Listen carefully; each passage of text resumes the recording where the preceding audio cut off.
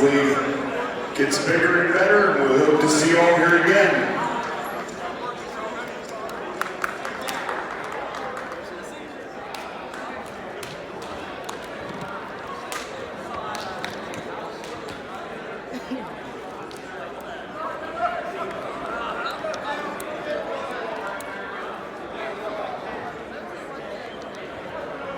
Getting ready to get underway here at the 2018 the Surge Championship Finals. 106 pounds on the mat in the red ankle bands. That's Dylan Chappell out of Seneca Valley. He's taking on Carter Dibert of Franklin Regional. I'm Brock Kelly along here with Greg Warnock. Wrestling at 100. PA Power Wrestling putting on the 2018 Surge Championships. Nice shot inside by Dibert to start things off here in the first period.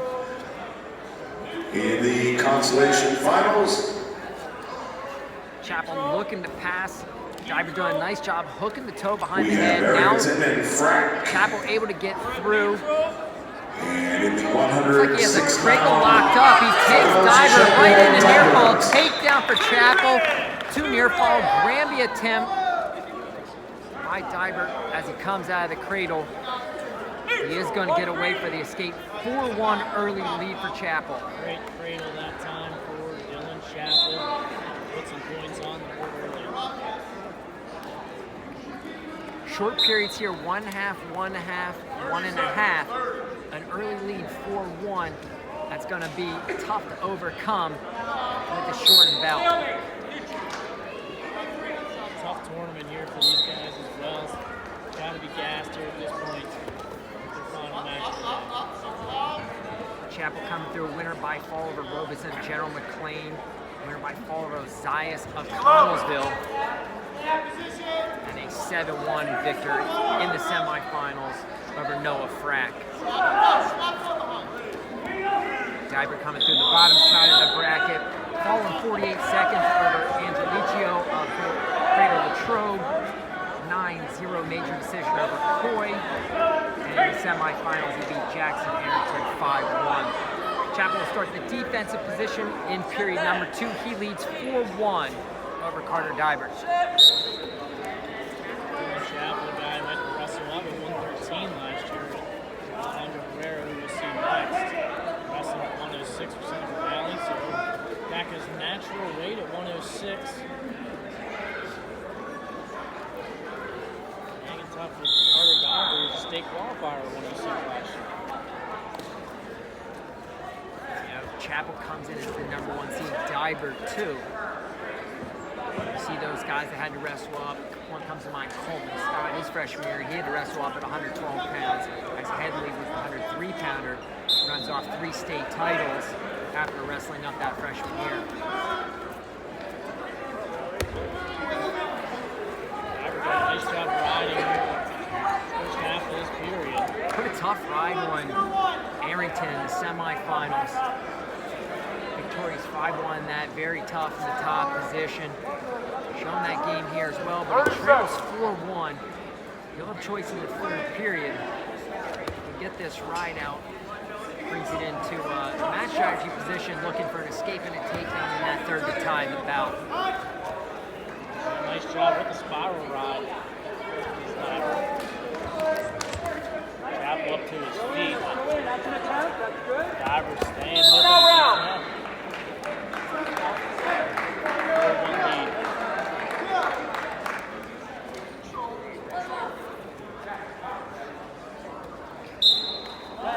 Seconds on the restart. Dibert's going to cover on the right side.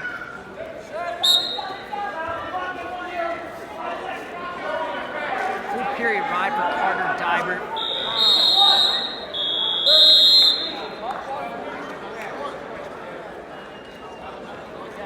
Little indecision there for the third. Wasn't quite sure if he wanted to go down. I think maybe he was thinking take top, ride tough, look for a turn as he trails by 3. He did end up choosing the defensive position. Or even considering a takedown, lit him up, and he needed a takedown. Tie the matchup that way. Granby right away for Dibert. Looking to turn it in a high crotch position.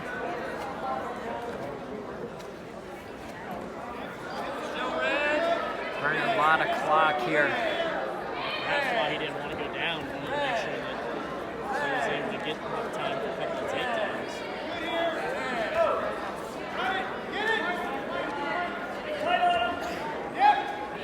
Again, Chapel over the top with that cross-face cradle. Scored the 2-2. It looked like Diver was going to be out. Now he's in near fall position.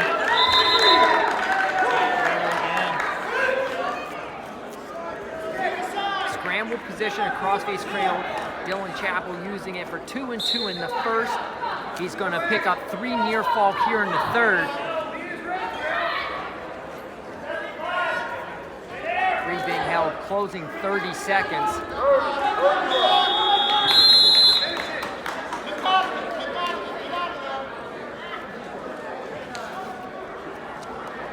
Excellent job by Chapel with these cradles in this match. Something to watch for throughout the season. And they both came off scramble situations where he was looking for it. He got to it twice. 3 near fall goes up on the board. Your first champion here at the Surge, 106-pounder Dylan Chapel out of Seneca Valley. He's victorious 7-1 over Carter Dibert of Franklin Regional. Lands the very first hammer for the Surge.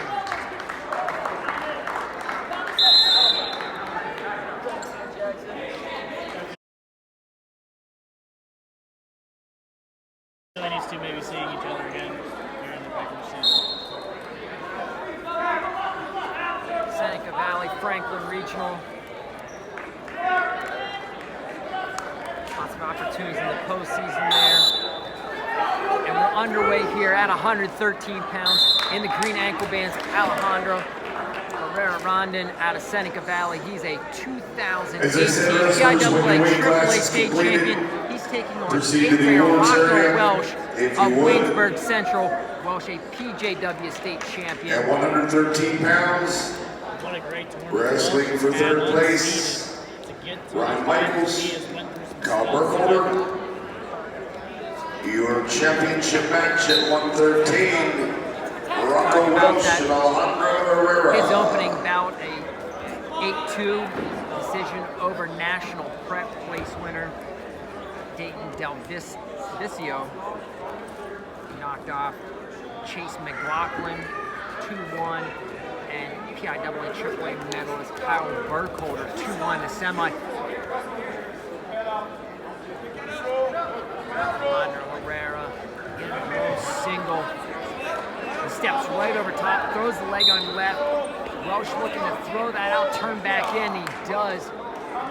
Do that, he escapes the takedown there. Still scoreless here in the first period, closing 15 seconds between Welsh and Herrera Rondon. Welsh had to grab that ankle when Herrera was trying to throw it in, get that leg in to get the 2. Good job by Welsh to keep it scoreless here after 1. Talked about Welsh's path. Herrera had a big win in the semifinals over Ryan Michaels, Elizabeth Ford, a state place winner last year. That was a 2-0 decision for Herrera Rondon. Welsh is going to start the second period in the defensive position. Still scoreless here at 113 pounds. Welsh only an 8th grader wrestling in this tournament. Caution goes against Herrera Rondon on the elbow.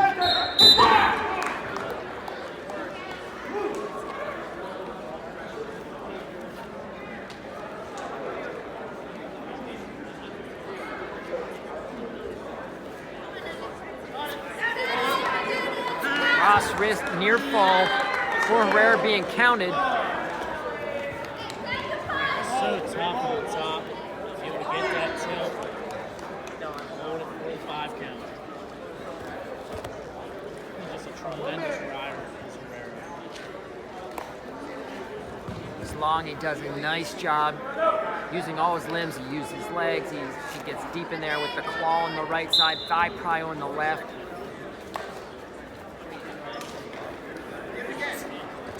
Now we see him looking to go step through for a Turk on the near side. So many different options from that thigh pry and claw. He can go both ways. He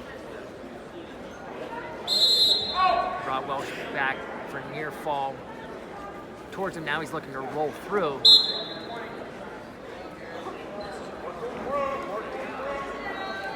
Now he's off to an inside one-on-one on the right. Closing 10 seconds of the period. It's been a good one for Herrera Rondon with 3 near fall. What do you do with Joyce here in the third if you're Herrera? You rode him top on top. Wasn't even close to getting out. He just hit over the top. I think in other circumstances you might think about that in a tournament here. Pre-season, Herrera's going bottom for sure. Right away, optional start by Welsh. Cuts Herrera Rondon free.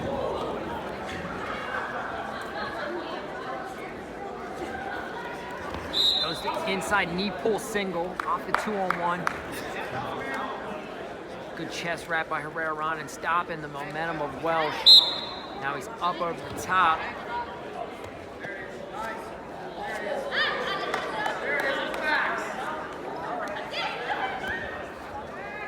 Almost a Winn-Dixie position for Herrera. Pinching and holding Welsh on his back. 2 takedown. I believe 3 near falls have been secured. Great scrambling by Herrera Rondon. Recognizing the position. Almost like a college style. Hold him on his back. Hold him in danger. Show you're in control. Gets the takedown and near fall. Extends the lead out to 9-0. Yeah, fantastic job. Just held him right there in that spot. He was unable to move, and Herrera just points up to the referee like, hey, you're going to go ahead and give him a 2 and backs. They do, in fact, and now he's up big.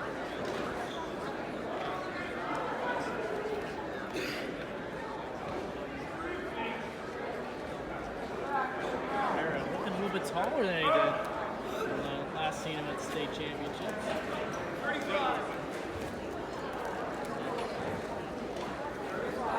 Stronger than ever. Get a Surge championship. His feet and Herrera, nice job of bringing him back down the mat.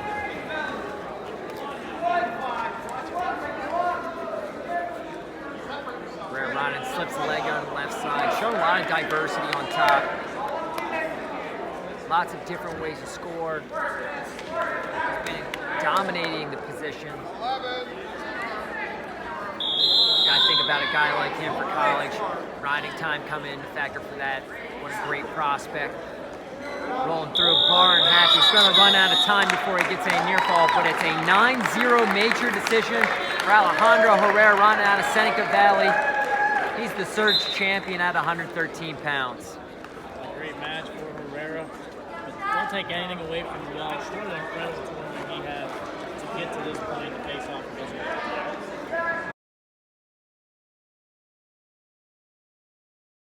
Wrestling for the championship at 120 pounds. Billy Shunk and Rafael Portilla.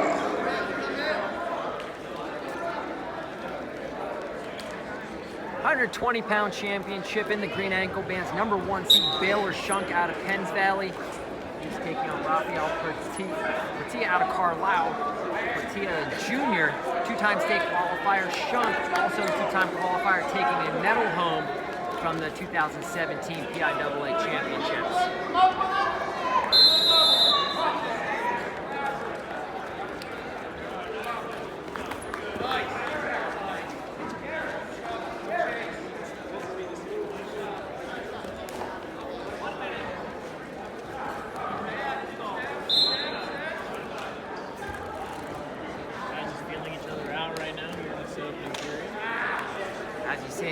Shunk in on a good knee pull single as the corner turn. Portilla trying to get to a closed whizzer, but Shunk lifts it clear of the mat. Now he's got a little bit of leverage and they're blown out of bounds. 36 seconds remaining in the opening period, still scoreless between Shunk and Portilla.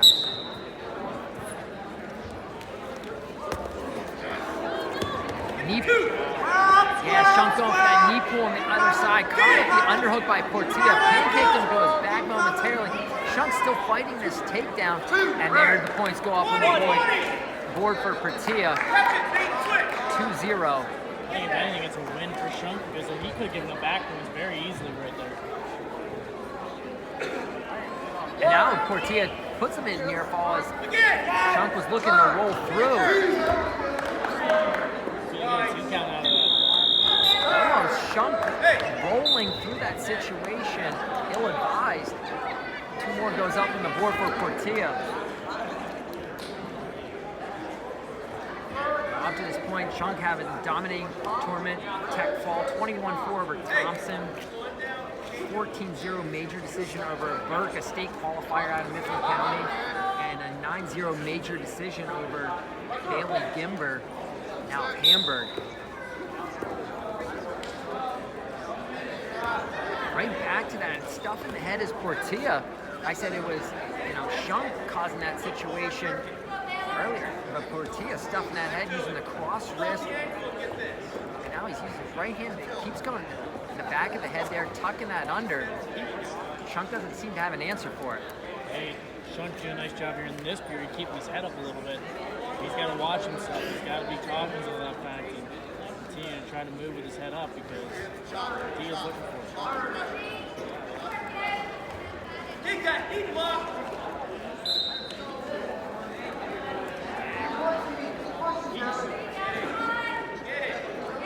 Now a cross wrist, cross foot trip, and he brings him right.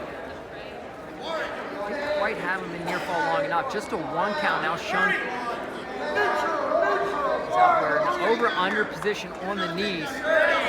Shunk scores the escape. Let's see if he comes back to that knee pull single.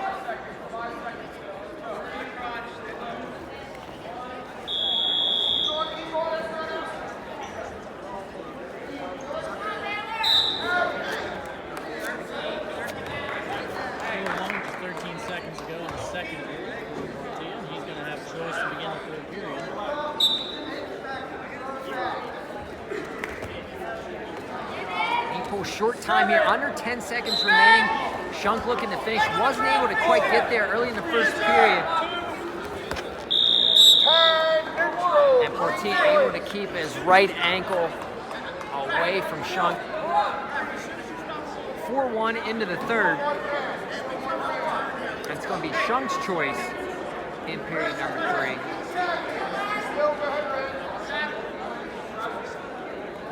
Or did Portilla?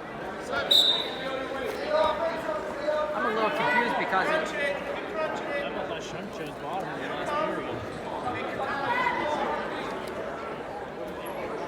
period. We missed Portilla choosing top. Yeah, I was kind of looking away. I didn't see.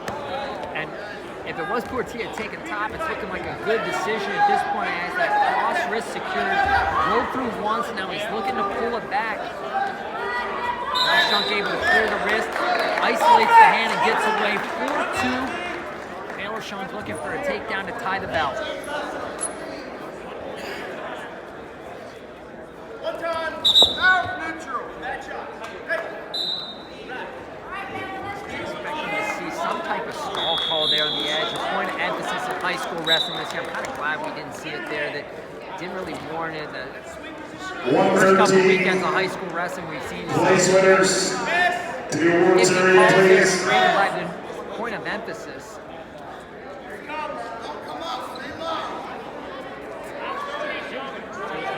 Careful as he starts to step back a little bit.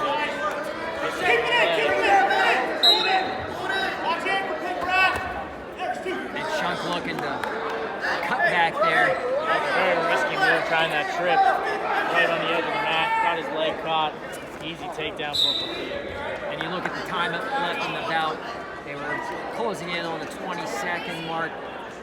Shunk figured he need to take a stab at the cutback.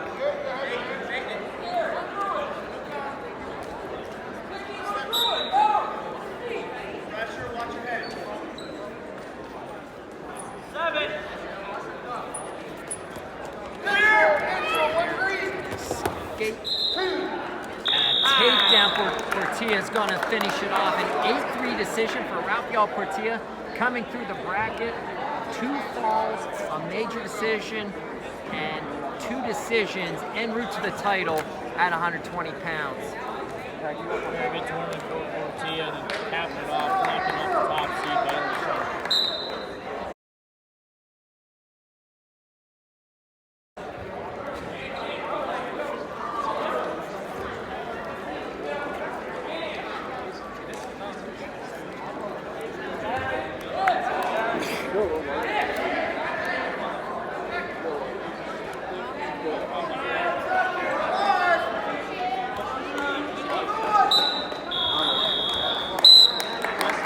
Underway, 126 pounds in the red ankle bands. That's Luke Lucerne out of Council Rock North.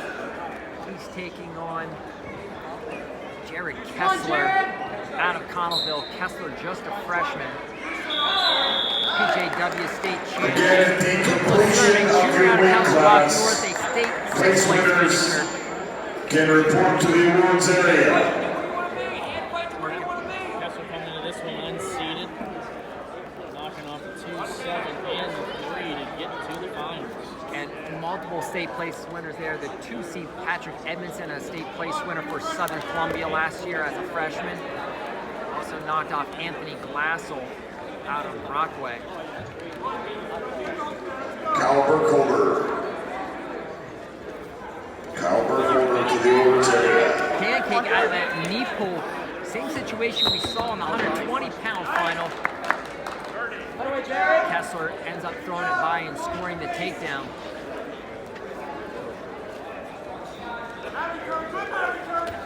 Starting off to his feet, peels the hands and gets away. Big point there as we're in the closing 15 seconds of the opening period. 2-1 on the board for Jared Kessler.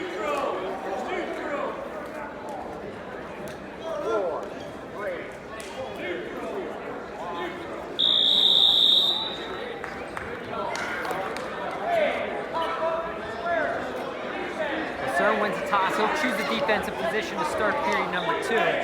He trails 2-1. Kessler, a freshman for Connellsville. We talked about the Connellsville program for years, decades. A dominant program in southwestern Pennsylvania. Has fallen off. Looks to be a resurgence. They had several guys coming through. Kessler looking to lead that match.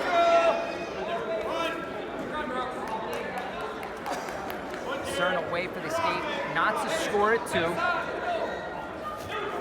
See if Kessler becomes a little more aggressive on his feet. Lucerne taking a couple of shots early in that first period.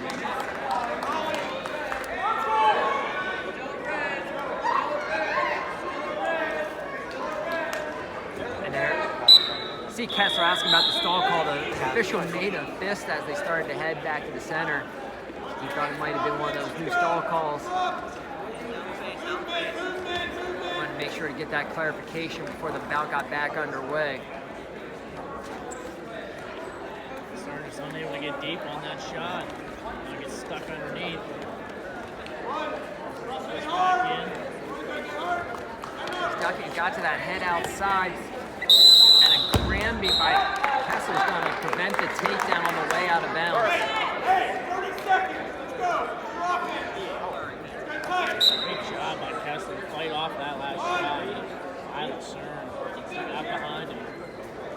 Lucerne with a little duck motion from that front head. Got to a deep head outside. 20. See, he comes back to that as Kessler pressing in. That outside elbow control.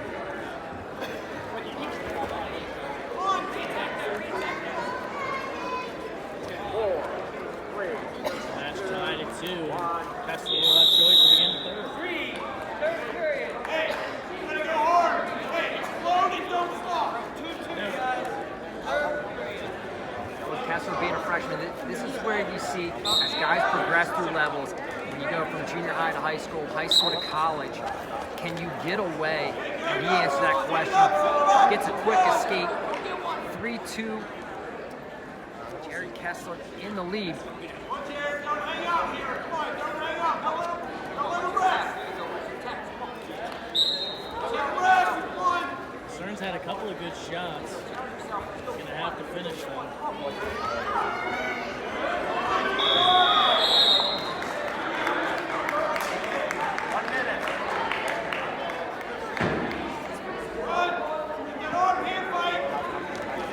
Inside reap attempt off the 2-on-1 by Lucerne. Not quite able to get a committed attack there.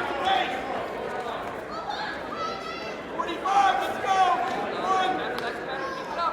It's almost felt like Lucerne has controlled the pace, controlled the ties, but it's been Kessler with the more legitimate attempts, like kind of sneaking out, that he comes out of a tie.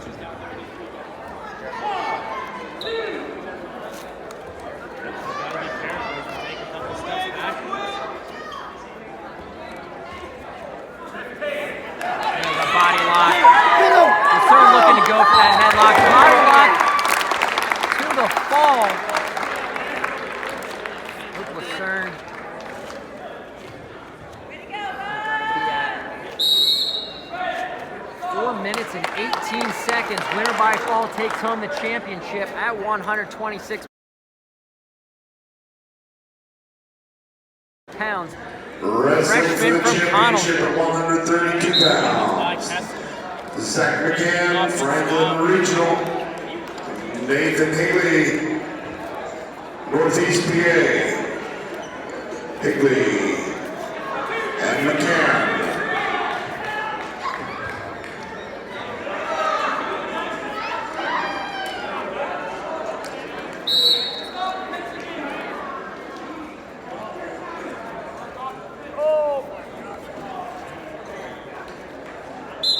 £132 championship final in the green ankle bands. Nathan Higley, Sullivan County, a 6th place finisher at the PIAA state championships. He's taking on Zach McCann of Franklin Regional.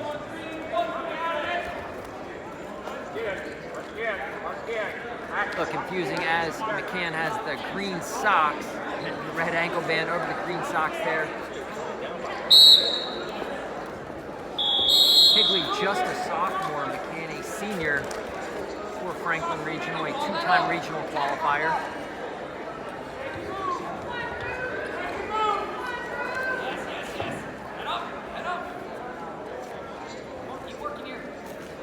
Off the tie to that inside pick. McCann into a head lift position.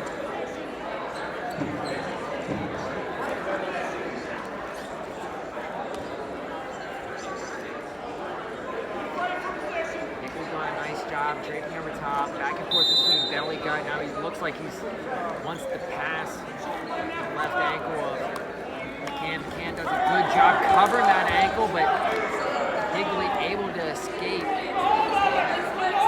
Wrestling on the edge, Higley on the head outside, hands are locked. McCann locks the cradle up and scores the takedown just before Higley comes out. 2 near falls should not go up. They should not go up. He got that takedown just 1 second to go. So they did wipe the near fall off. Takedown is good. Higley wins the toss. He'll defer his choice to period number 3. McCann's going to choose the defensive position to start period number 2. And that cradle locked up too with just the last second to go. Take the early lead.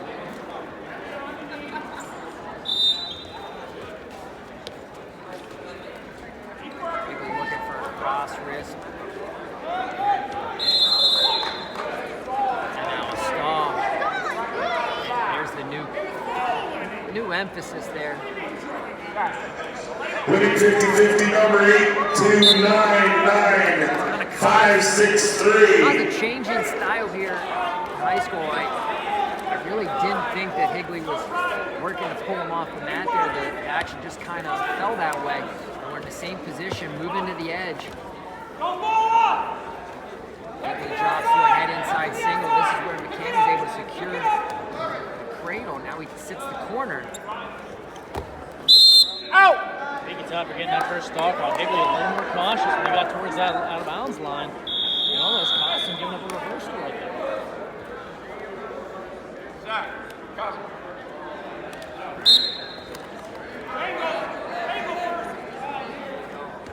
down, drop down. Drop down to the leg.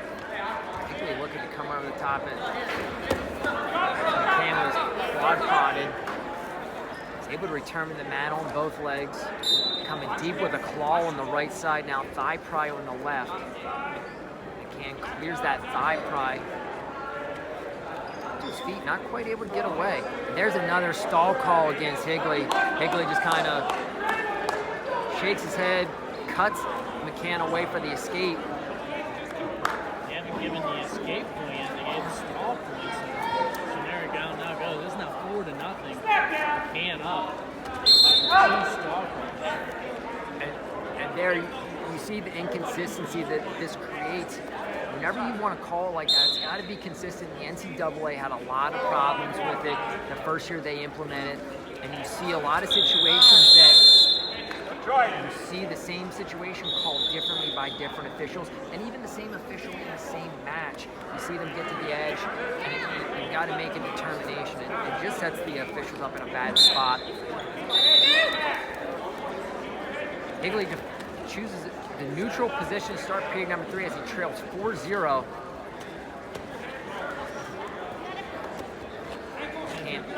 Higley, you gave up that stall, but then he let go. At that point, you've given up the point. You might as well take him out of bounds and get a fresh start. Maybe it'll ride for the last 20 seconds. Now he finds himself down 4-0. On the second stall call, it was just for non-attempt to return. So not, if you get called for stalling for not attempting to return, then you take them out. Then you're looking at another possible call. Head on the inside, Higley's going to score his takedown on the edge. Close it down to a 4-2 lead for McCann. Now it's decision time for Higley. Are you going to work for a near fall situation? There he is. Yeah, I told him just to end his practice on Wednesday because he can't check his bag because he's still at the car. Snapper funding situation there. McCann looking at Granby through it. It looks like Higley's decision's made. He's looking for near fall. I think this is the right move, which is why McCann didn't go on bottom to begin with. It's actually Higley that Higley, took. yeah, my fault. But why McCann might, you have 2 more takedowns here just to tie the match. Yeah. At this point, if you can get a tilt out of the 2 points, you can win. Yeah, you're looking at 2 takedowns or a takedown and near fall. I mean, at this point, you already committed to it. Yeah, Seconds ago, you might as well. I had the same exact thought process you did there. You committed to it, and there's a stall warning coming against McCann. Higley pressing forward, and he blows him out of bounds, and they were 3 feet away from being out of bounds. I'm a little... Puzzling. Higley's going for it all. She has to at this point. And McCann's going to cover on that. And it'll be a championship at 132 pounds for the Franklin Regional Senior. Decision score 7-2. Zach McCann.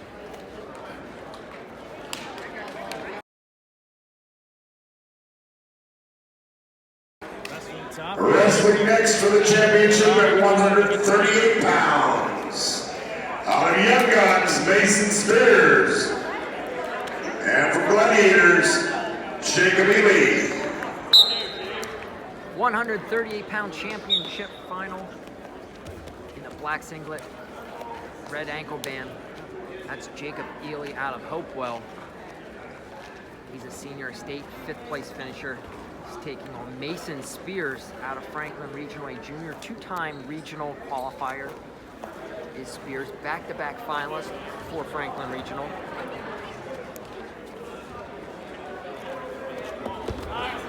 I call it a Kindig special. Giant Julius also likes that situation. Ely wasn't quite able to hold Spears in near fall, score his takedown.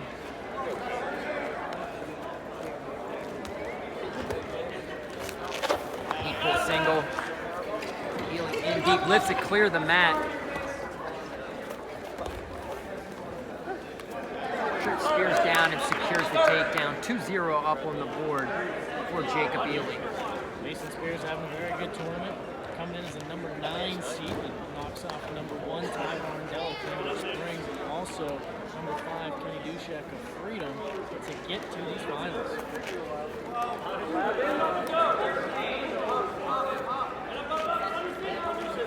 Short time here. Ely locked in. Big point up on the board for Spears as he breaks the single leg, clears free for the escape. 2-1 as we head into period number 2. Ely will defer his choice to period number 3. Spears will choose the defensive position to start period number 2.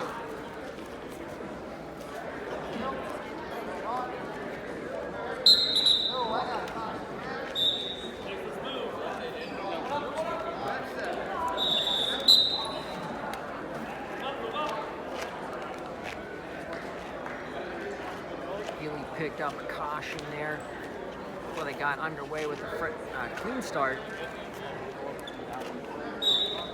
Eye pry on the right for Ely. I think he's coming over the top with the left. Spears doing a good job holding position. Zach McCann, Knee and the world elbow champion, please. blocking off. Zach McCann. 1 minute. 1 minute. Ely come over the top, and a stall comes against Ely. He wasn't really doing much to improve his position other than holding Spears down. And really a product of good positioning on bottom by Spears. Spears kind of just waiting for that signal to go down. Why he's able to hold that position where he is. Yeah, it's really a chess match there. You know, Spears is waiting for Ely to get a little overzealous. And, Ely's staying patient. He takes the stall warning. Now he's got him broken down. Belly on the mat. Looks like he almost has a shallow leg ride in on the left. Now it slides out. Back to another position. Now he traps down. Tight waist tilt. Doesn't even look like he has cross wrist. 3 near fall being held. And 3 goes up on the board. Shows you the strength of Ely to be able to get the back points on Mason Spears with just that tight waist. Yeah, tight waist collapsing on the arm on the same side. Ely's choice into third. He'll choose the defensive position. A 5-1 lead.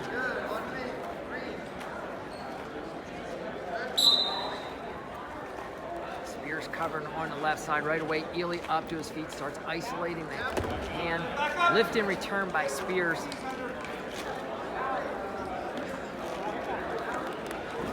Ely right back up, another lift attempt. Now it goes cross heel.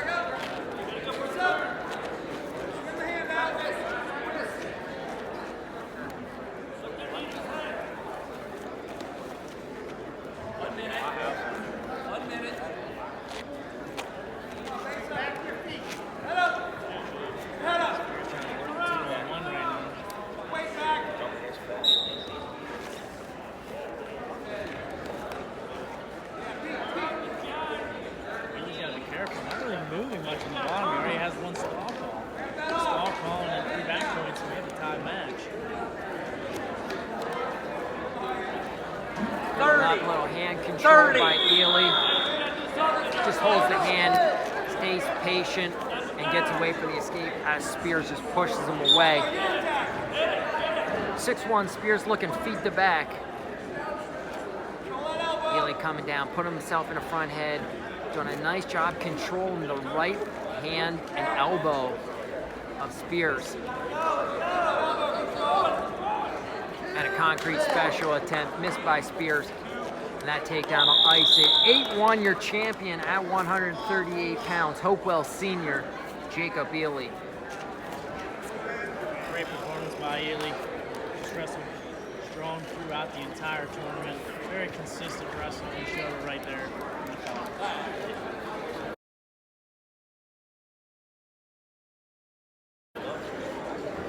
Wrestling for the Surge Championship at 145 pounds. Eric Gibson out of Young Guns. Kenny Kaiser of Singertown.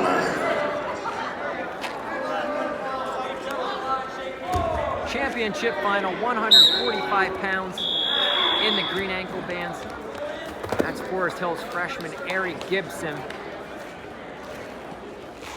He's taking on Sagertown's Kenny Kaiser. Kaiser red singlet, red ankle bands. Kaiser a two-time state qualifier. Gibson looking for that head inside single, not quite able to get there. Gibson, one of your premier freshmen in the country. Hasn't been easy today. Opening round, the former state qualifier, Cole Merritt, a 6'5", 4-2 over Jackson Erb, and then 7-1 over Colton Zimmerman. Coming back to that head inside single. Now he peeks his head out to the far side, drives through, and there's the takedown. For Gibson, he's out to a 2-0 lead. This is by far probably the deepest weight, I would say. It's 145 pounds. A number of tremendous wrestlers in this weight class. Gibson coming in as a freshman. Just wrestling fantastic. Looking to reach that from the top for a mad return. He ends up dropping down the leg. Kaiser's trying to break the lock. Has the lock broken. Trying to momentarily far angle. Gibson holding on to that leg, still in control. And Kaiser coming back. That laces the near leg. That should be a reversal. On that leg just to the last second. Good job by Gibson.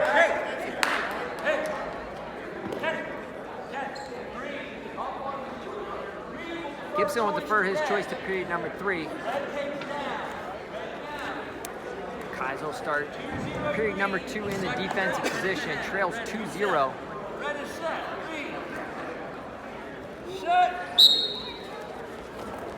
Right away. Gets his escape 2-1.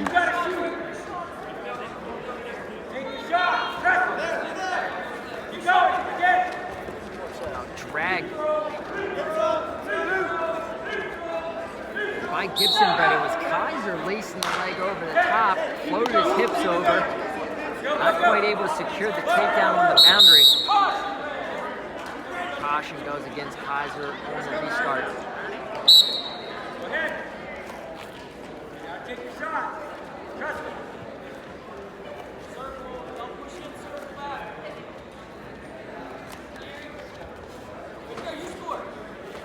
Head in there. Use your head. Pop it and go. That's it. Run, run, run. Run it. Run it. Run it. Run it. You know how to beat it. Good whizzer by Gibson. Jump it. Come on. Kick it out. Kick it in. Get in back. No! We only had 1 point in, neutral. Again, Kenny's got it. And Gibson able to recover that close whizzer. Come on. Fends off the Head. takedown. Head position. Run it, run it, run it. Up, run. Run.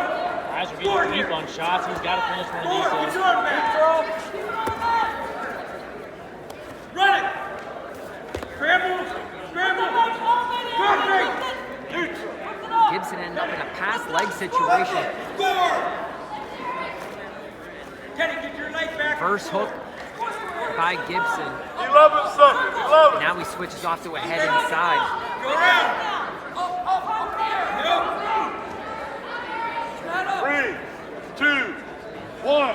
Kaiser dictated the pace there in that second period. Not able to score great defense in that whizzer situation by Gibson. Able to isolate the near arm. How well Gibson defended his shots. So you just go ahead and lit him up if you're Kaiser. That's what he's talking about right now. Yeah, you got to give yourself time to work. You know, maybe take a crack on top. I think at the 1 minute mark, if you haven't made any progress, you look to go ahead and cut him. Kenny. He's going to lay there. Cut it. Now Kaiser's saying, hold on, I got something going here.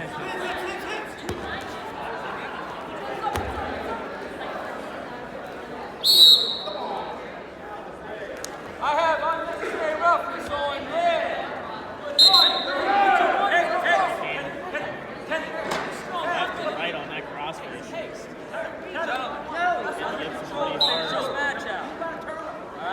And now, Set. Regret. yeah, now you hear Kaiser's corner saying, "No, you got to turn him now." I mean, you're looking at 2 takedowns if he gets the escape,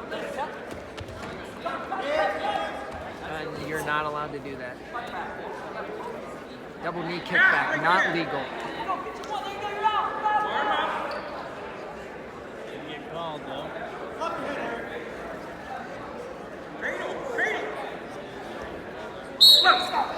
And a potentially dangerous call.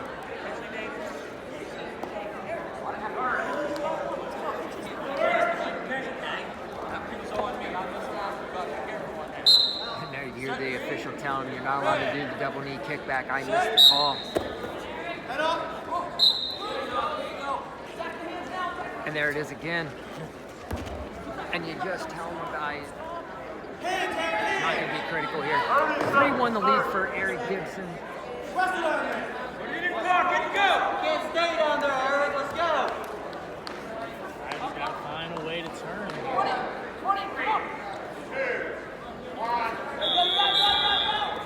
And now Gibson coming into a head outside, looking to crack down. Blood time for Gibson. Kaiser, you really regret not giving that escape. Yeah, you know, their corner wanted to give him a little chance to work on top, and then they end up in a situation where he gets called for unnecessary roughness with that crossface coming across. That point puts him in a situation where he really couldn't come. He's got to continue to look for the turn here. I believe 12 seconds is going to be what's remaining on the restart.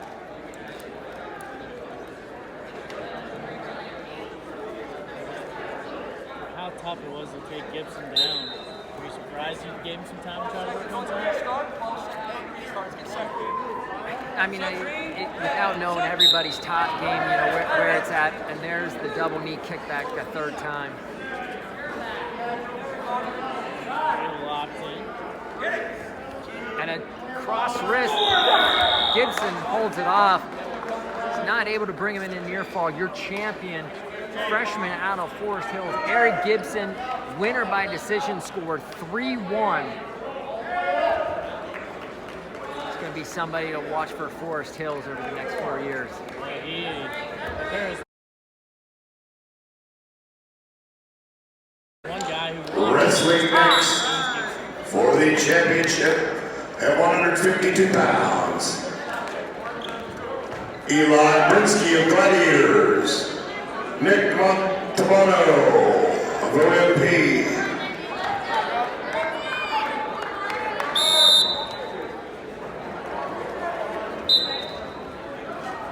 Underweight championship final, 152 pounds in the green ankle bands.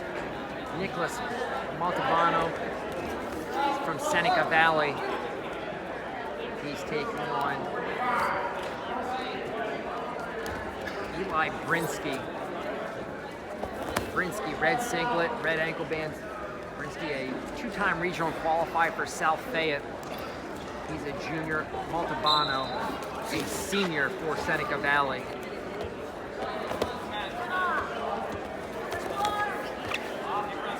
And Brinsky, you know, he threatened with that kickback. And that's a touchy situation. You know, if your leg's in between and you're against the joint there, it's illegal. If your foot's up in the chest, and you can cut back and just trip him where there's no pressure against the joint, it's legal. But he threatened there, and it was enough to give him some space to clear his leg.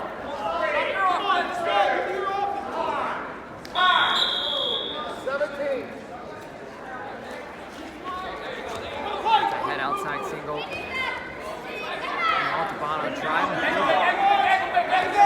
Brinsky again fends it off.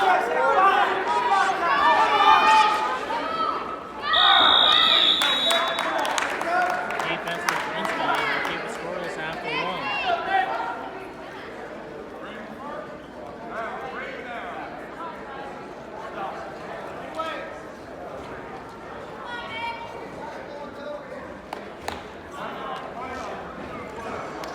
145-pound medalist, please. Montalbano choosing the defensive To the position, awards start area, period number 2. 145 Still some blood left pounders. over from the last match on the mat. They spot it. Gonna get that cleaned up.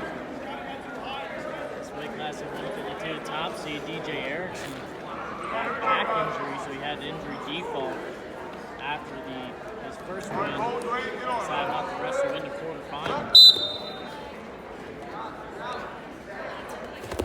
Up to his feet and away for the escape is Montalbano.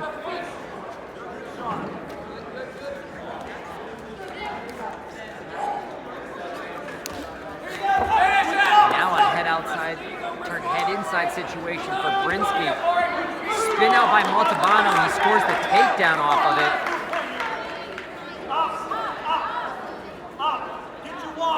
And Brinsky away for the escape, right back in on the shot. Hasn't been given an escape yet. And they're still showing Montalbano in control. And Brinsky pushes away. 3-1 up on the board.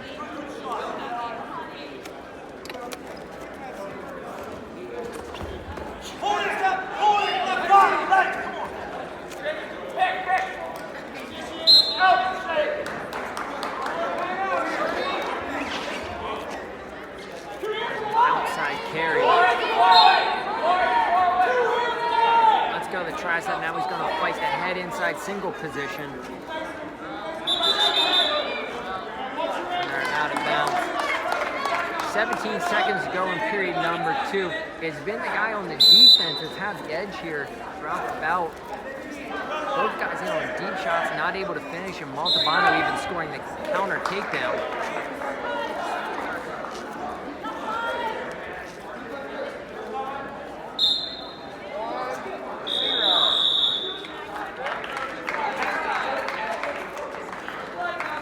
Guys taking their shots, though, being aggressive. That's what you like to see.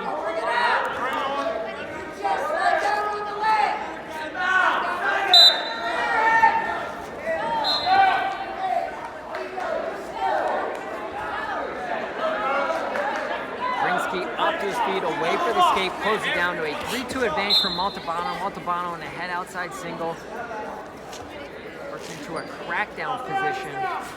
Crotchloff for Brinsky looking to take him through. And again, it's the guy on the defense. And Brinsky scores his takedown. He takes the lead, 4-3.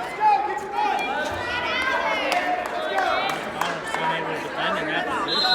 Let's be able to take advantage and get the 2.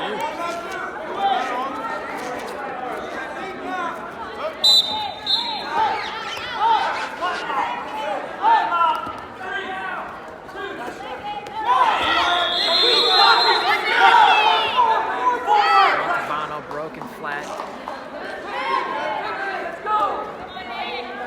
45 seconds remaining in the bout.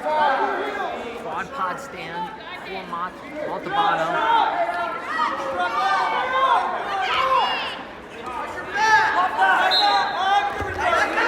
Lift and return by Brinsky.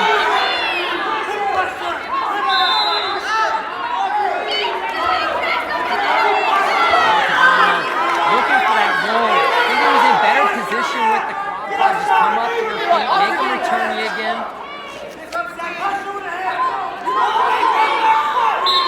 Now it's short time.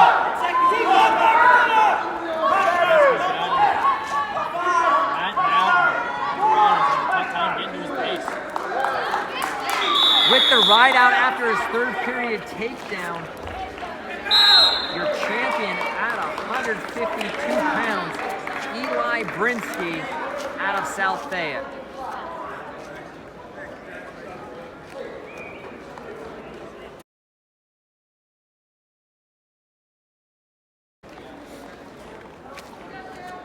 Wrestling for the championship at 160 pounds. Dylan Keene. Jack Plummer.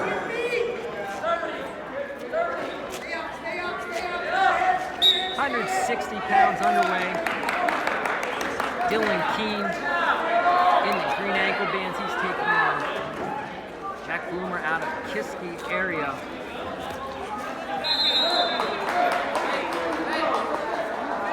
Keene a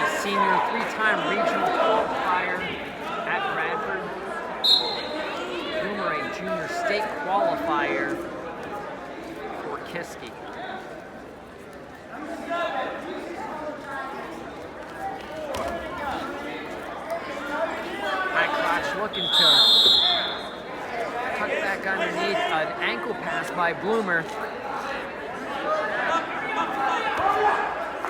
Keene working into a far ankle scramble, and that's looking to lace his leg in. Comes up with a reverse lock. Looking Peterson. Keep that Peterson. Keep the Peterson.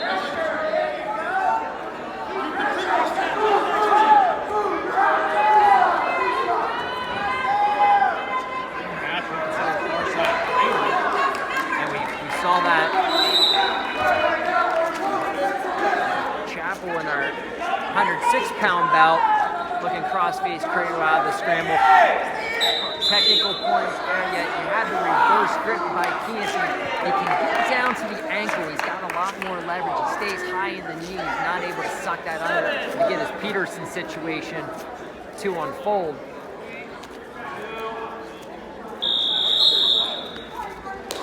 That does it for period number one. Scoreless. Keene will win the toss. He'll defer his choice.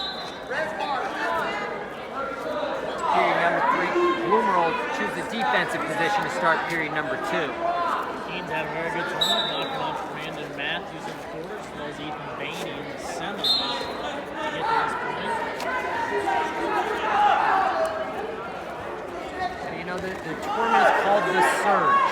We've seen a lot of guys in the rankings. Place winners, Franklin to be Regional awards comes area, down. please. A lot of guys 152s to the awards not area, quite able to get please. to the state tournament throughout their career. They come in, they have great tournaments here at the Surge.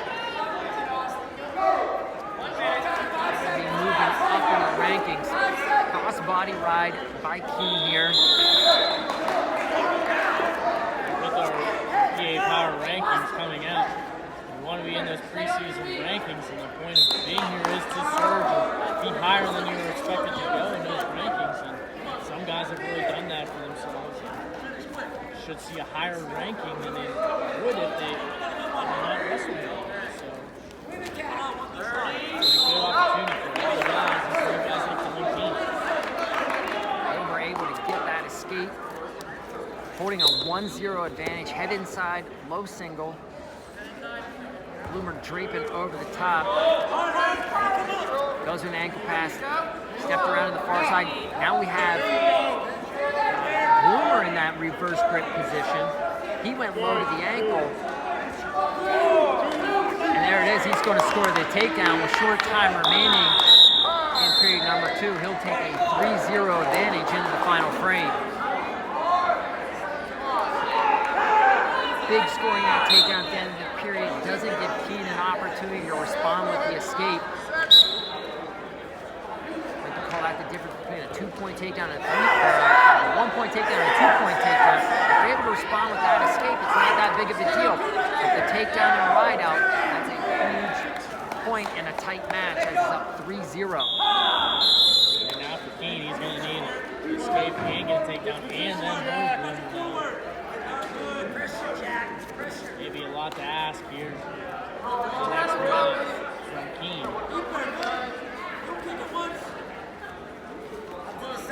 He's a very tough rider as it is.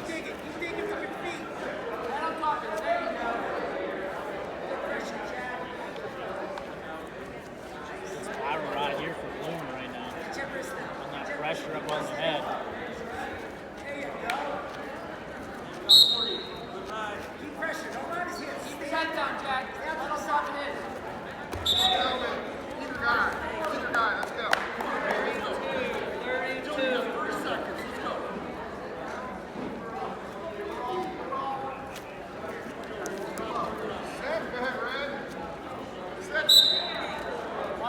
Actually, spiral ride off the whistle from Bloomer.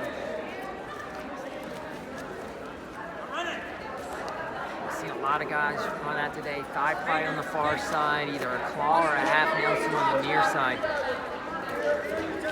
13. It's like Keene looking to go reverse grip on the right leg of Bloomer. He's not able to get a Peterson situation going. Another stalemate comes with 6 seconds remaining in the bout.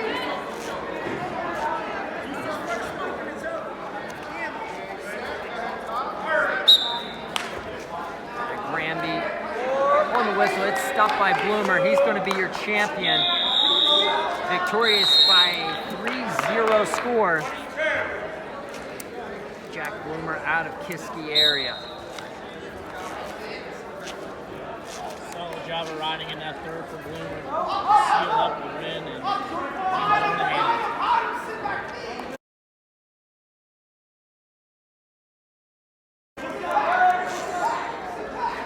Wrestling next at 170 pounds for the championship, Jeff Walker, Young Guns. Casper Hinckley, Connellsville. 160 pounders, if you make your way to the awards area, please.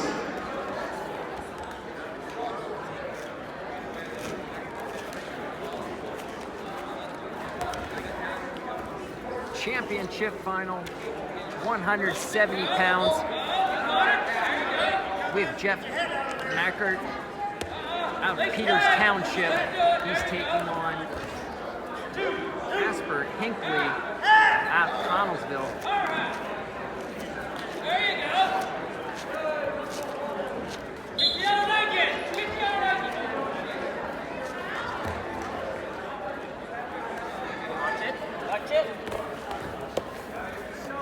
After the opening takedown, have a reversal. 2-2 up on the board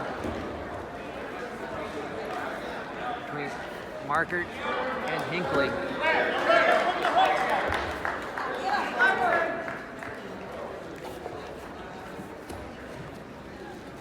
That's Hinckley with the opening takedown. Markert with the reversal. 15, Casper, 15, let's go.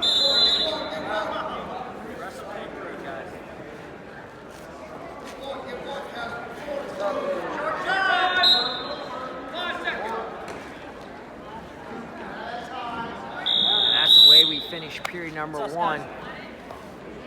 These two guys with a lot of fireworks and pair of falls from each of them to get to the final.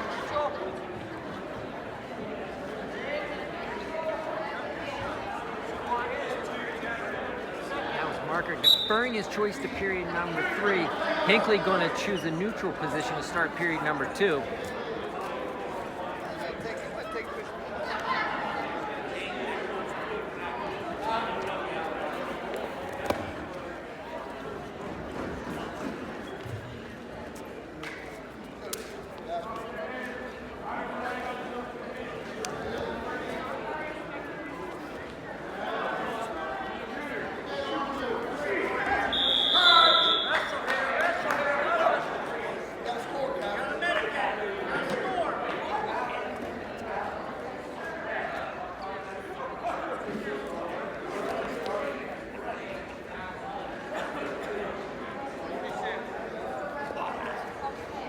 Situation here, if Hinckley, you're unwilling to put yourself in the bottom position, you gotta create some action here from the neutral position that you want. And as I say that, he goes double overs, looking to step through and trip. So Hinckley likes the big move. He was looking for it there on there.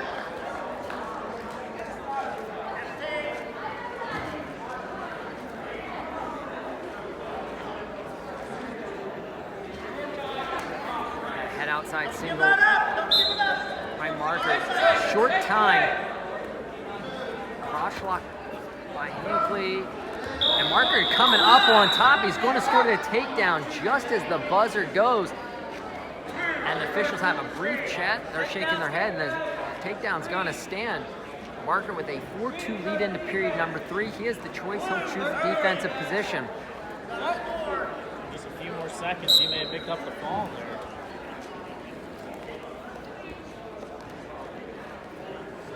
It's a big takedown nonetheless, because now ideally you still want to get out and blow this match up, but at the same time now you're comfortable and not necessarily pushing to get out from underneath.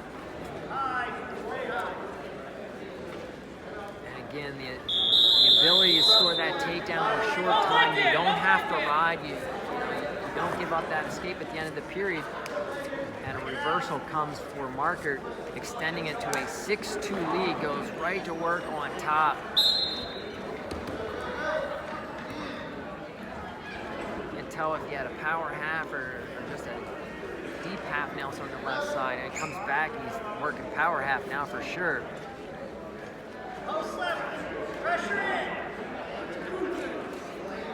Starting to see why Hinckley was reluctant to go into the defensive position in period number 2.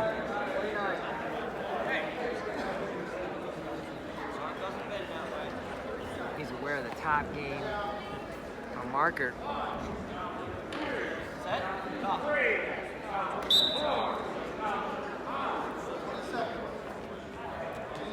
Yeah, quicker first move too off that whistle, because now Marker's going to be able to get that leg and just power it in. And he's able to throw it out, hip changing up to his feet. And he was looking to go back to those double overs. Marker had plans of his own going double under, end up in an assassin position. No takedown at the end for Marker, so it'll be a 6-3 decision for your Peters Township senior. He's your champion at 170 pounds.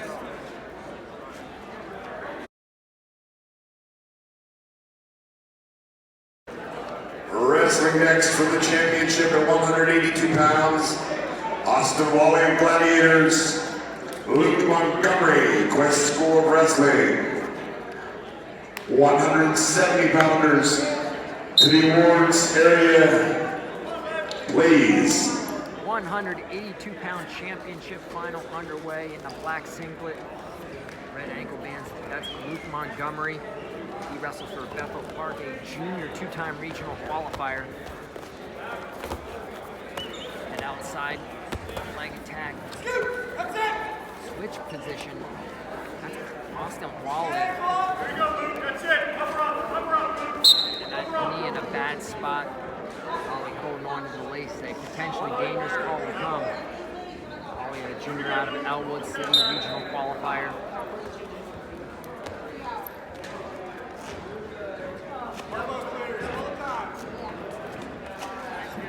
Austin Wally knocks it off. 220 pounders will be meeting at 3.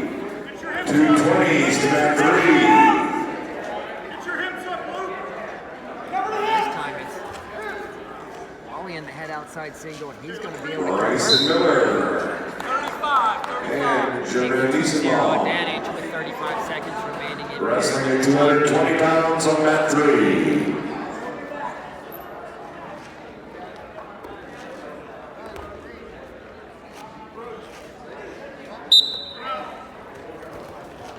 Sorry about that. Need to get it off. Get some backs. 30.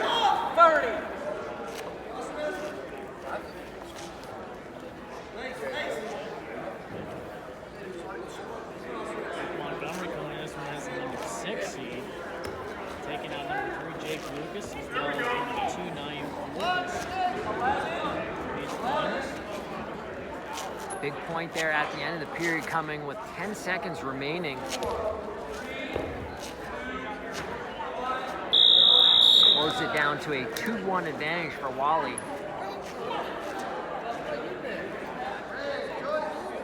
It's Montgomery's choice. He'll defer it to the third period. Wally going to go underneath to start period number 2.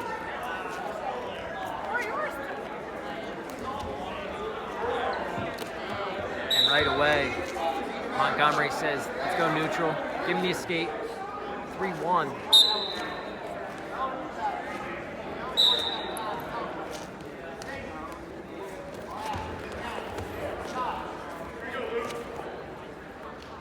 Leg attack by Wally.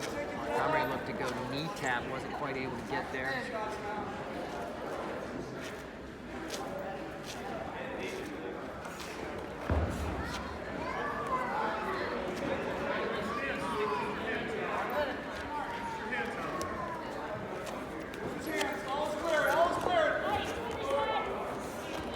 Coming back to that knee tap, gets it this time.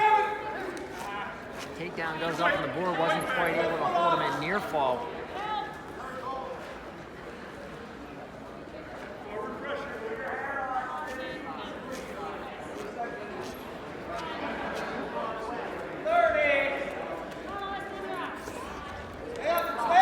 Wally off to his feet.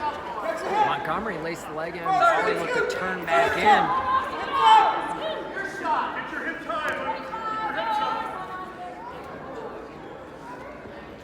Montgomery has completely flattened out right now. Wally, not much movement underneath.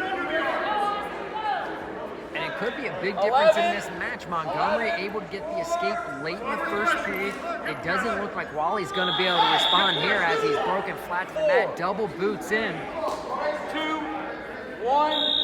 3-3 to the third period. Montgomery's choice.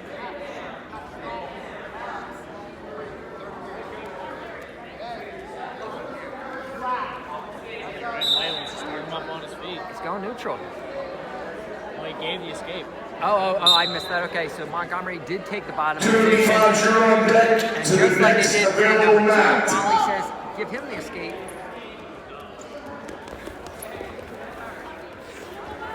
An outside single. Montgomery able to fend it off, and he's going to score the takedown on the go behind as he laces that ankle. Sinks that in. 6-3 extends his lead.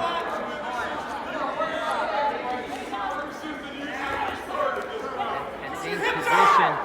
Legs in as they're up. Wally turning back in. Comes into a double leg. And he scores a reversal. Blood time. 49 seconds remaining in the bout. Once we get this blood cleaned up, I think they're going to be on their feet with 49. Wally trailing by 1 in the top position. Good action out of these two at 182 pounds. You typically don't see a lot of movement sometimes between some of these bigger guys. A lot of good action.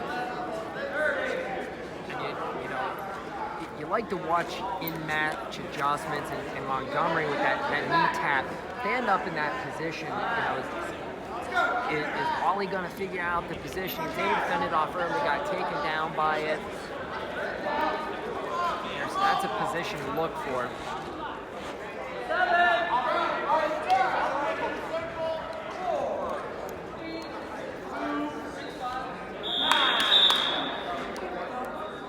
Make sure the score is correct when we get back underway.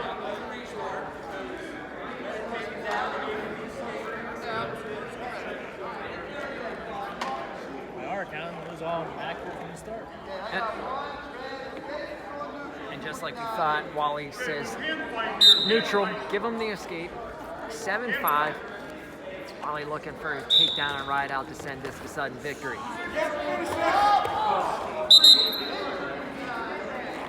He got a brush run maybe on his face. I think he took a knee as Wally was in on the leg. Montgomery tried to kick out. I believe something might have caught him in the head. Might have been his foot, I'm not sure. And right away they're going into like almost like a concussion protocol that, checking out his eyes.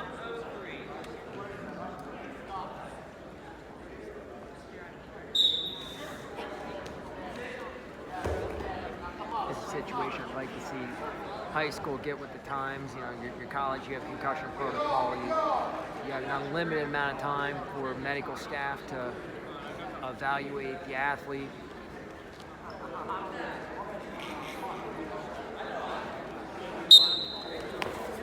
All clear, and we're back underway. Wally right on the attack on the restart. And we've got 30 seconds remaining in this bout. I think we're going to get our money's worth here in this last 30. Yeah, it's been a good match between these two so far to this point. Wally getting right back after it. What a great job by Montgomery to get out.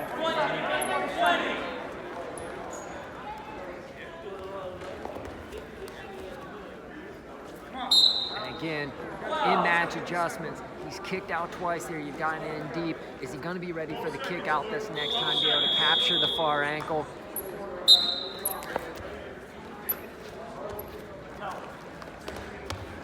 Take a step straight back. You have to be careful. And there it is. We talked about earlier in the broadcast that the new rule, the new emphasis on limb arm attempt by Wally, not quite going to do it.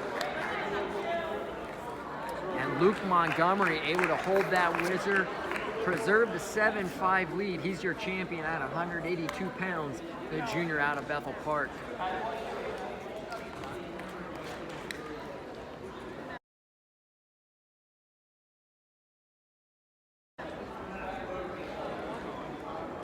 Right to 285 pounds.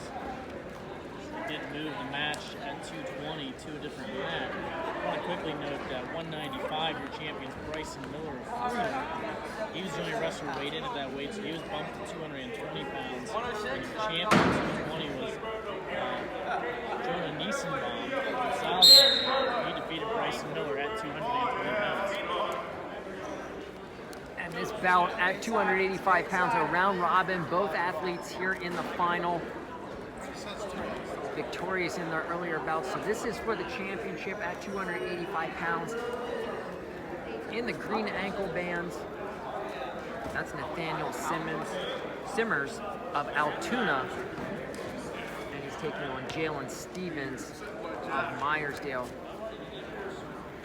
Stevens, red Pennsylvania singlet, red ankle bands, red shoes.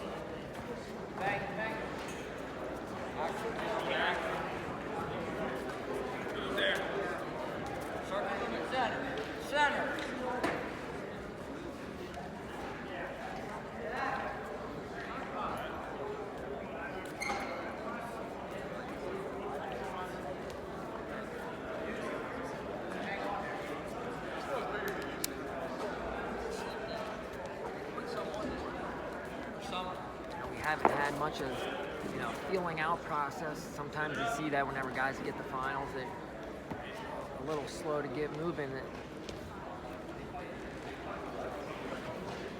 Especially in 285 Yeah, and then that's, we finally have one of those matches where we have a feeling out process. See what ties I can get to, push, pull. Another guy being able to get to a committed attack. And Stevens wins the toss. He'll choose a defensive position to start period number 2. Second period, 0. Right? Red, are you set? Watch the whistle. Ready, set. Green. Set. Stop time. Push forward. Stevens off to his feet and away for the escape quickly. Ball. Work. I ain't gonna work. Yeah, keep the face up. I ain't gonna work. Keep the face. Keep the feet moving. Keep them guessing. Get out of that. Good.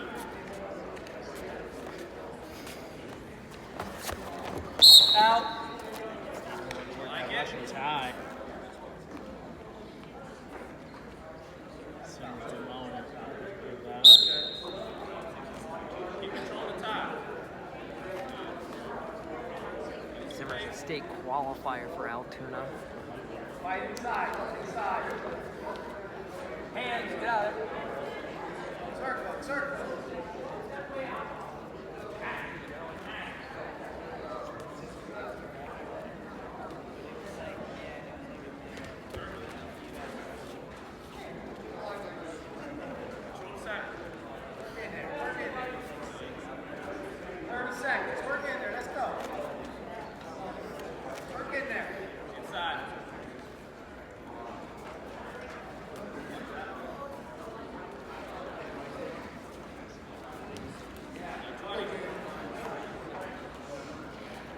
Guys, we're just trading tie-up positions. Yeah, it's, who's going to be the first guy to really commit to an attack and get there? Without committed attacks, it's difficult as an official to put yourself in the bout. Maybe a double stall call, but nobody firing anything off and committing to an attack. Simmers' choice. He'll choose a defensive position, start period number 3. Something of note here, if we do go overtime with old rules in play here, sudden victory followed by 132nd tiebreaker. First score gets choice in that, so it would be Stevens' choice as he scored the escape in the second period in that ultimate tiebreaker situation. If you're Simmers and knowing that information, I think you want to try to push the action a little bit here in the third period. And you're looking at, you've got a minute, sudden victory, you've got a minute left in the third period here, and we talked about the official putting himself in there, and encouraging these guys to commit to an attack and get after it. He comes with the double stall call. Both of them are warned.